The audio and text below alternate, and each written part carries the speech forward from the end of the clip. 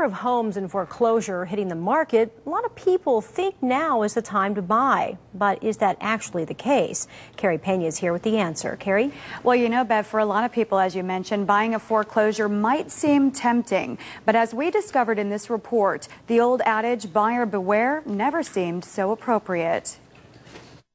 Emily Coonan is a college student with a big idea.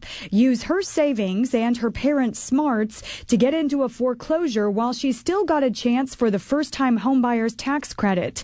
But it hasn't been as simple as she'd hoped. I've put in offers on about probably 5 houses, but because the foreclosure process is slightly complicated and everybody's wanting to invest in properties, it's been difficult to get a property. That's the first thing folks looking for a foreclosure need to realize. Now Emily's trying to buy this house near ASU. But before she does, as with all foreclosures, there's a lot of homework to do.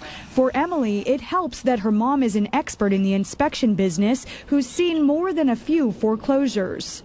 With foreclosure homes, what we're finding obviously are the systemic issues, the structural issues, and a lot of termites. Rogers believes anyone looking at a foreclosure should give it a thorough going over with an expert. In this case, that proved to be sound advice. First thing we found here is the roof. Roof's got some shingles missing, which has caused some leakage, which has caused some water damage inside the house.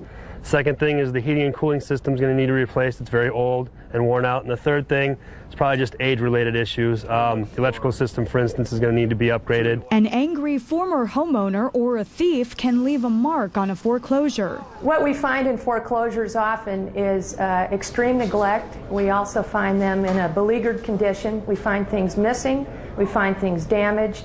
And all of that has to be documented because when a purchaser purchases a home, it's as is, and he wants to know what as is.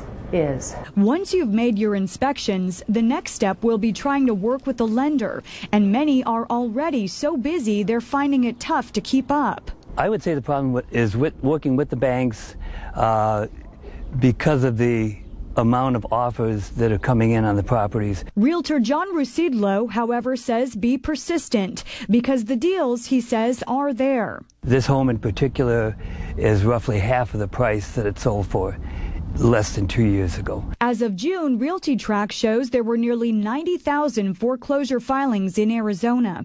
And with the coming months and another surge of option-arm teaser rates about to expire, those numbers are expected to increase.